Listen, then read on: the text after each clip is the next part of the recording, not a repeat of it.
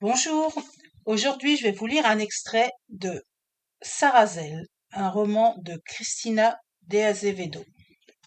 Résumé. Ils pensaient être maîtres de leur destin.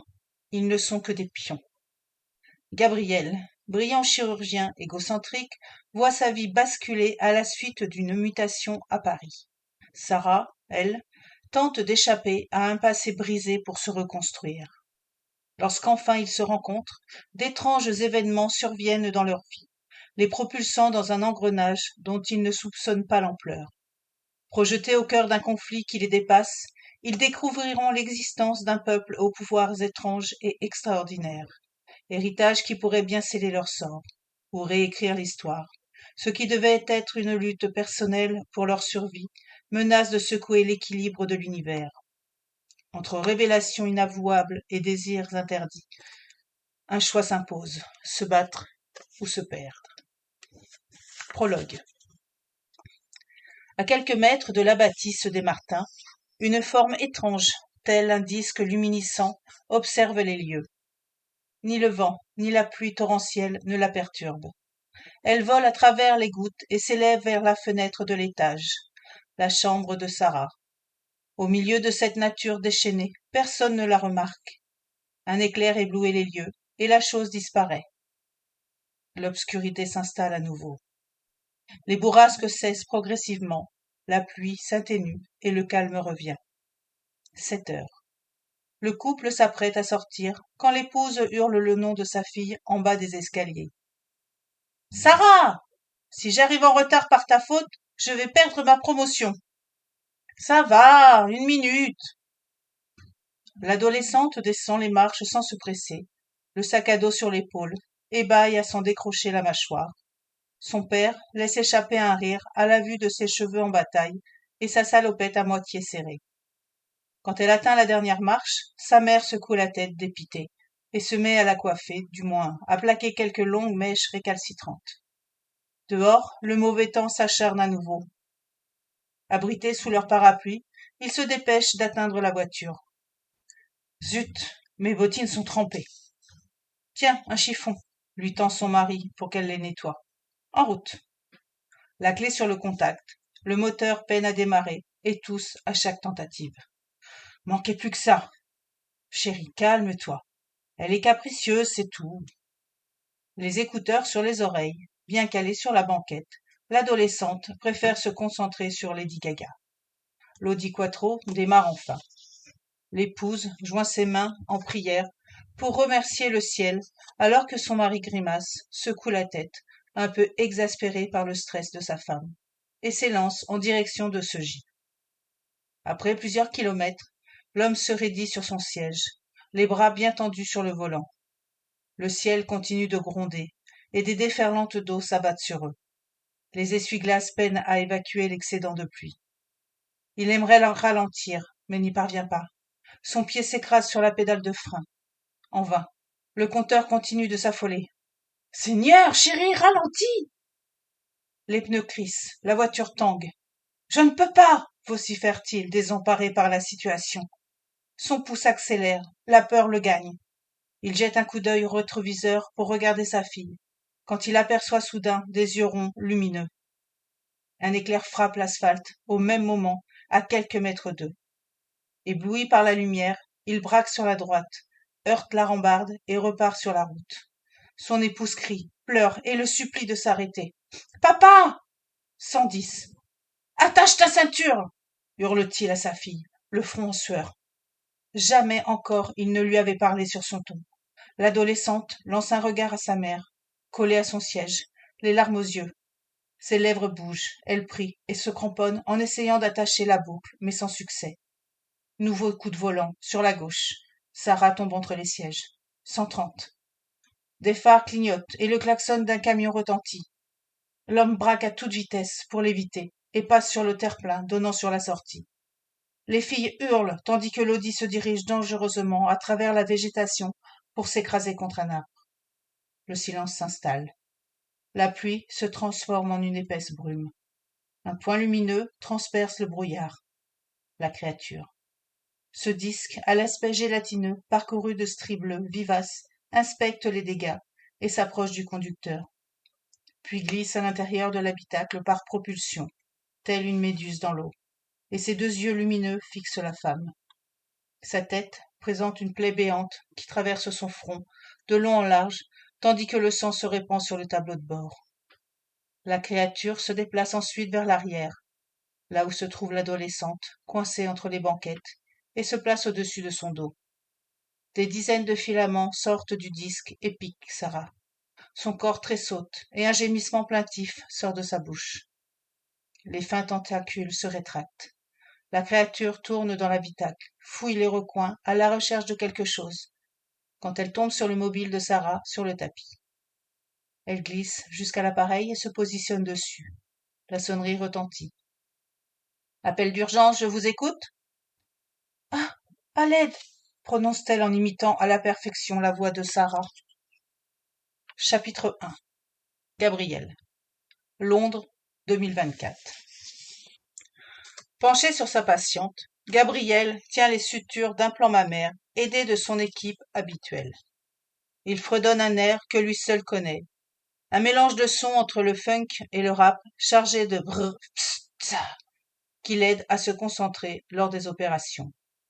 Ses deux assistants, eux, se contentent de lui prêter main forte sans l'interrompre. De toute façon, ils n'ont pas le choix. Gabriel ne supporte aucune intervention de ses collègues.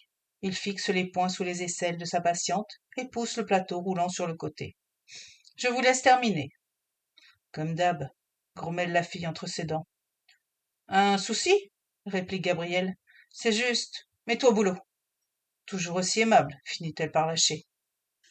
L'un des assistants se place derrière lui, un bref instant, et simule qu'il lui plante un couteau dans le dos. Les autres pouffent derrière leur masque. Gabriel les remarque et les ignore.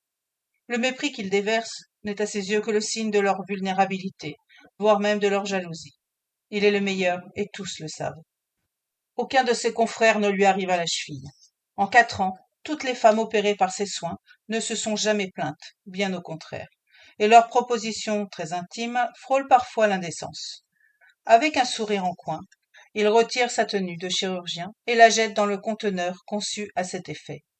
Il se dirige vers le hall, passe devant les portes vitrées et s'arrête un bref instant pour contempler son reflet. Séduisant comme toujours.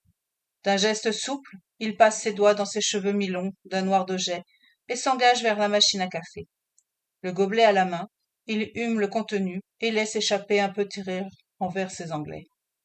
Leur théâtralité du tea time semble presque cocasse face à ce pur arabica. La pause a assez duré. Gabriel s'apprête à enchaîner les patients. Mammoplastie, liposuction et son intervention préférée, le ravalement de façade. Après des heures de boulot, il est temps de quitter la clinique.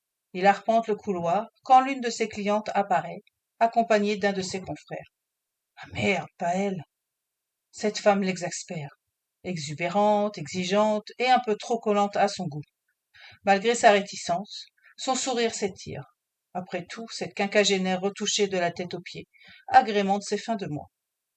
Une dizaine de mètres les séparent et son parfum coûteux envahit déjà les lieux. Docteur Artan, minote-t-elle en lâchant le bras de son confrère Maxime, je parlais justement de vous. Max, Gabriel, répond l'homme avec un regard haineux. Je lui vantais vos exploits, très cher. Vos mains ont fait des merveilles sur moi. Depuis, j'enchaîne les conquêtes. Vous y croyez? Bien sûr qu'il y croit. La femme s'approche de lui, très près, trop à son goût, et fredonne à son oreille. Je pourrais vous remercier d'une façon plus intime, si seulement vous cessiez de refuser mes avances. Elle dépose un baiser à la commissure de ses lèvres, sous le regard écœuré de Max. Ce contact répugne Gabriel, qui retient son aversion. Il la repousse avec douceur, lui sourit, et s'éclipse sans rien ajouter.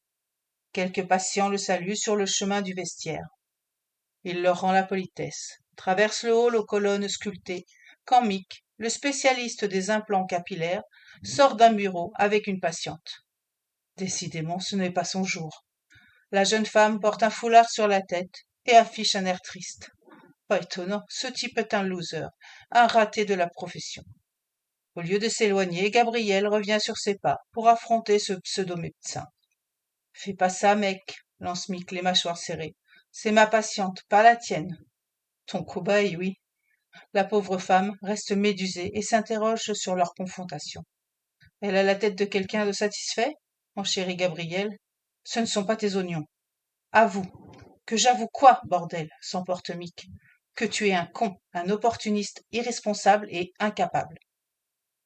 Touché dans son amour-propre, son confrère le pousse violemment contre le mur, les yeux emplis de haine. Gabriel lève le bras, un rictus sur les lèvres. Tu me cherches? Crache le type, offusqué par ses propos. Tu vas me trouver. Mick l'attrape par la blouse, passe son pied derrière ses jambes et le projette au sol. Gabriel l'empoigne par le col et lui envoie un coup de genou entre les jambes. L'autre se plie en deux sous la douleur, tandis que Gabriel tente de se relever. Mais quelqu'un lui saute soudain dessus et s'accroche à ses cheveux. Il saisit le bras de la personne et propulse son corps par terre. C'est bête. La jolie blonde qui fréquente ce bouffon.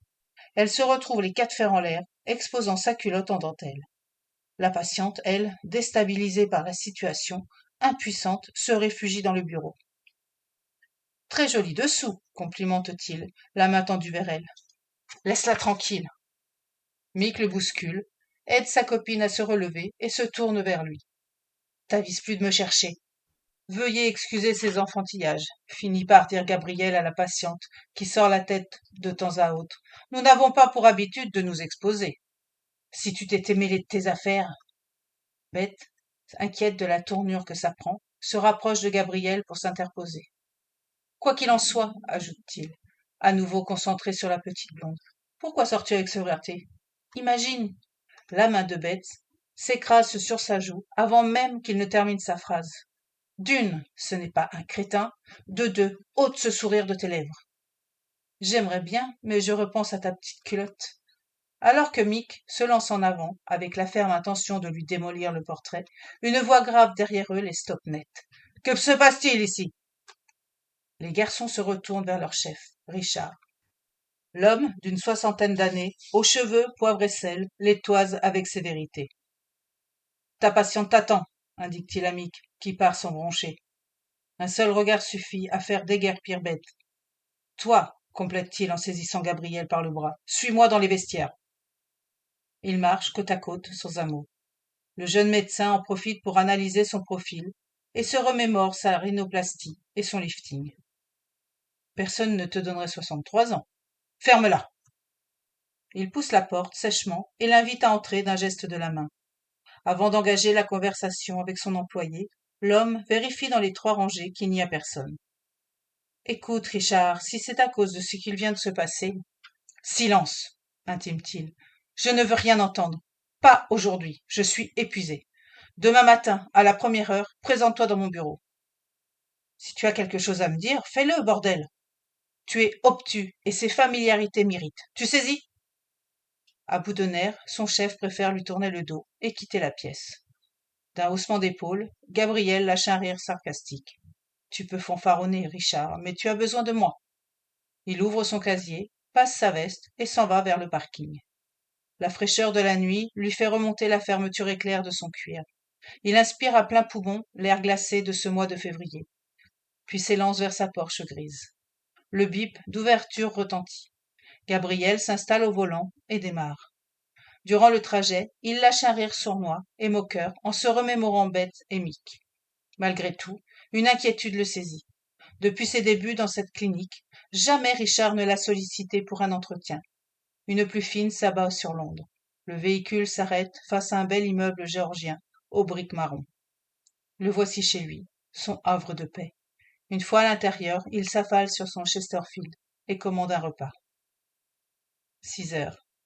Gabriel sort du lit, à peine vêtu d'un boxeur moulant, et marche sur le parquet verni vers la cuisine.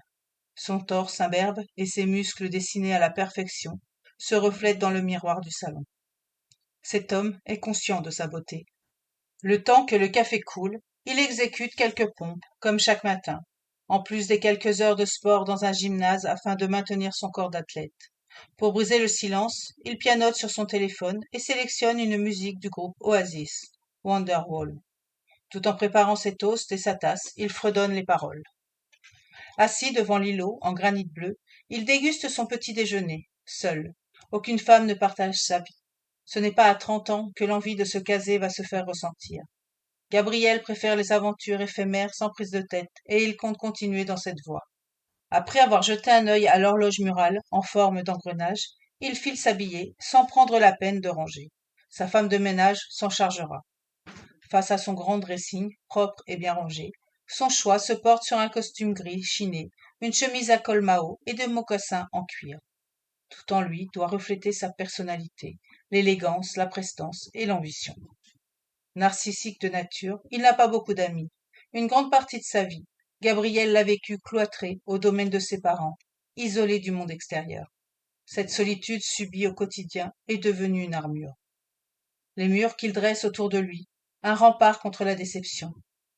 Il récupère ses clés dans un fourre-tout en cristal juste à l'entrée, s'admire dans le miroir, vérifie la perfection de sa dentition et claque la porte.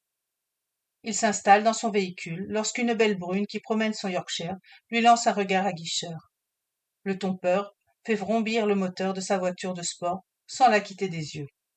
Elle se mordit la lèvre et rougit à son clin d'œil. À bientôt, ma belle, dit-il, le pied sur l'accélérateur. Un dernier regard dans le rétro. La demoiselle lui fait un signe de la main. C'est dans la poche. À part les femmes, la musique et la lecture, son autre péché, c'est la vitesse. Cela lui procure des vertiges, de l'adrénaline, mieux que de la drogue. Rouler, juste rouler. Mais la ville ne se prête pas au jeu. Il freine d'un coup sec pour éviter un piéton. Les pneus crissent et le vieillard qui traverse devient livide. Pauvre con! Hurle l'individu à 2 doigts de faire une syncope. Tu te crois dans un circuit automobile? Ça va, papy, plus de peur que de mal. Le pauvre, il s'est certainement fait dessus. Gabriel explose de rire à cette idée. Il est ainsi, je m'en foutiste, pour certaines choses, et pointilleux pour d'autres. Une fois dans le parking de la clinique, il ajuste sa coiffure face au rétro, avant de se diriger vers le bureau du patron. La porte est entr'ouverte. Il toque une fois, avance de 2 pas et attend. Alors, questionne Gabriel. Je te laisse le soin de prendre l'enveloppe posée devant toi.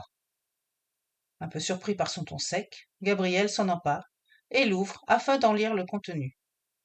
Les yeux et la bouche grand ouverts, il reste un moment sans voix, réalisant ce qui est écrit sur la lettre. Sérieusement? Une mutation à Paris? Dis-moi que c'est une plaisanterie.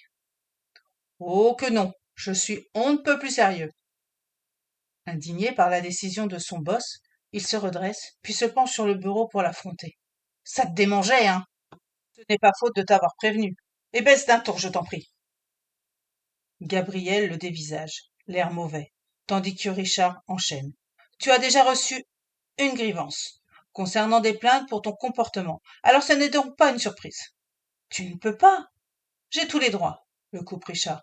Je dirige cette clinique depuis plus de 15 ans et jamais je n'ai fait face à autant de plaintes.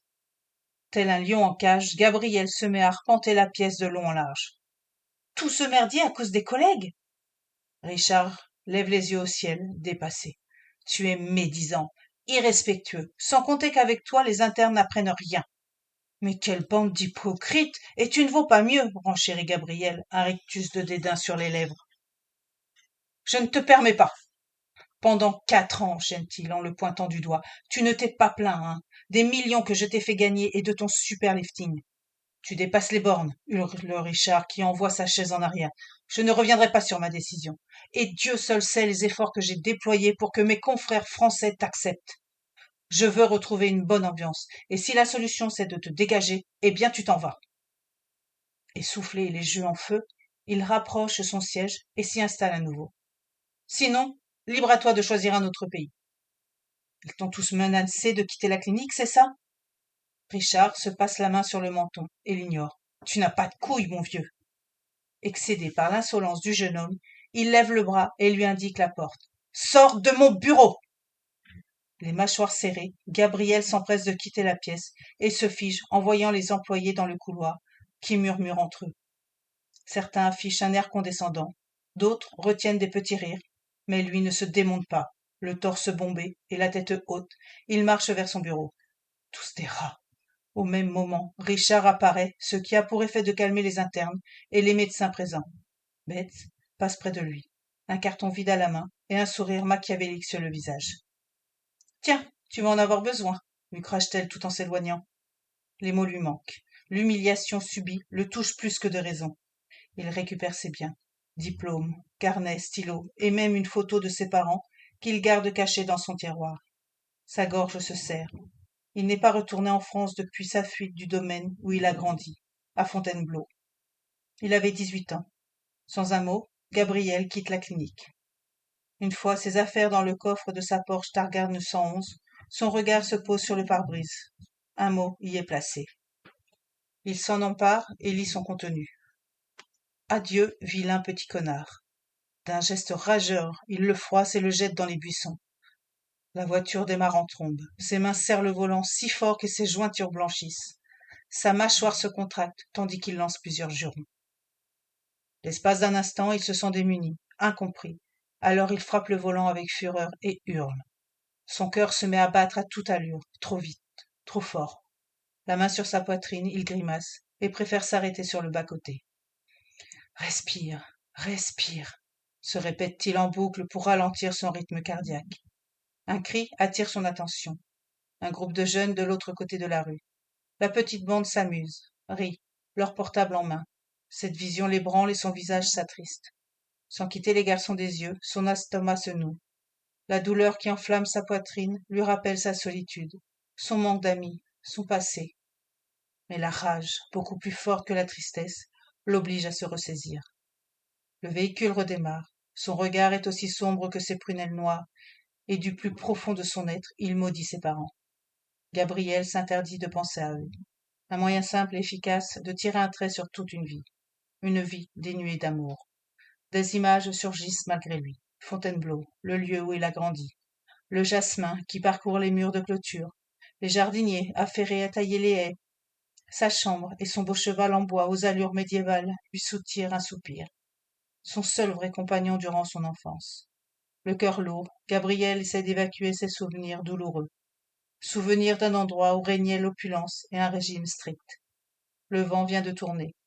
Qui sait, peut-être qu'une meilleure vie l'attend à Paris. Voilà pour cet extrait de Sarrazelle de Cristina de Azevedo.